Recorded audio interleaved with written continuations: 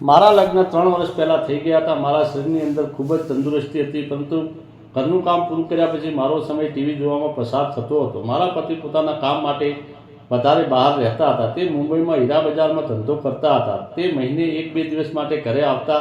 ઉપરના ફ્લોર ઉપર મારો દેવર રહેતો હતો અને તે એક નાની મેકેનિક કંપનીમાં કામ કરતો હતો। આખો દિવસ ઘરે મારે કોઈ કામ રહેતું નહીં, એટલે મેં કપડાં સીવવાનું કામ શરૂ કર્યું અને થોડા સમયમાં મારા ગ્રાહકો વધવા લાગ્યા। હું ખૂબ જ કાળજીપૂર્વક કામ કરીને હવે કામ એટલું વધી ગયું હતું કે મારા એકલાથી પૂરું પણ નહોતું થતું, એટલે મેં આજુબાજુની છોકરીઓને કામ ઉપર રાખી અને મને મોટા ઓર્ડર મળવા લાગ્યા અને મારો નફો પણ વધવા લાગ્યો। પૈસા જોઈને હું ખૂબ જ ખુશ થઈ જતી। મારા દેવરના લગ્ન થઈ ગયા હતા, પરંતુ થોડા સમયમાં તેના છૂટાછેડા થઈ ગયા હતા અને મારો દેવરને સિલાઈ મશીન રિપેરિંગ કરતાં આવડતું હતું, એટલે હું જ્યારે પણ મારું મશીન બગડતું ત્યારે તેની પાસે રિપેરિંગ કરાવવા માટે લઈ જતી। એક દિવસ ખૂબ જ વરસાદ થઈ રહ્યો હતો। વરસાદને લીધે એક સિલાઈ મશીનની અંદર પાણી જતું રહ્યું, પછી તે મશીન બરાબર ચાલતું નહોતું। સવારમાં હું મારા દિયરના રૂમમાં ગઈ અને તેને મારી મુશ્કેલી જણાવી, એટલે મારા દિયરે કહ્યું કે ભાભી, તમારે સાંજે આવવું પડશે, એટલે તમે સાંજે મશીન લઈને મારા રૂમમાં આવજો। હું સાંજે કામ ઉપરથી પાછો આવીને તમારું મશીન સારું કરી આપીશ।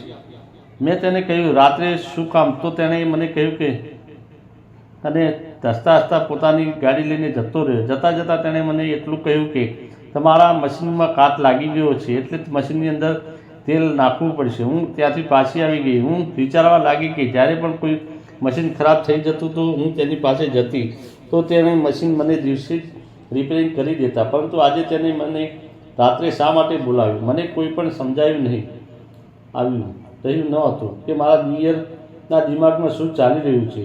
સાંજ પડે એટલે હું તેના રૂમમાં ગઈ। જેવું હું તેના રૂમમાં અંદર દાખલ થઈ તો અંદર એક છોકરી પણ હતી। મને લાગ્યું તે કોઈ કામ માટે આવી હશે।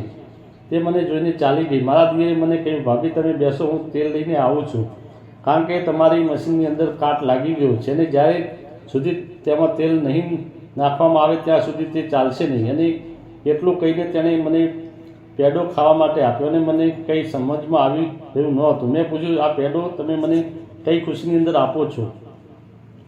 તો તેને મને કહ્યું કે આજે સવારે જ્યારે તમે આવ્યા ત્યારે મારી નવી ગાડી લેવા જવાનું હતું, એટલે મેં તમને સાંજે મશીન લઈને બોલાવ્યા હતા અને પછી તેને 2-3 કલાકની મહેનત કરીને મારું મશીન ચાલુ કરી દીધું।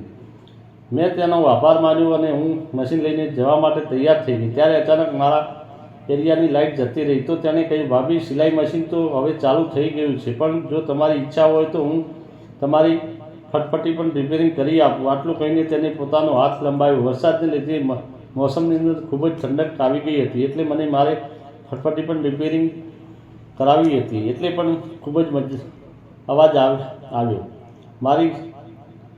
અવાજ મારી રહી હતી, કારણ કે હમણાંથી તેને યુઝ થયો ન હતો અને મેં તેને હાથ પકડીને પછી તે મિત્રો ફટફટી કઈ રીતે રિપેરિંગ કરી તેની વાત સાંભળવા માટે વિડીયોને લાઇક અને ચેનલને સબસ્ક્રાઈબ જરૂર કરજો। ફરી મળીશું આવતીકાલે એક નવા વિડીયોમાં। ત્યાં સુધી આવજો। વિડીયો પૂરેપૂરો જોવા બદલ તમારો ખૂબ ખૂબ આભાર। ધન્યવાદ।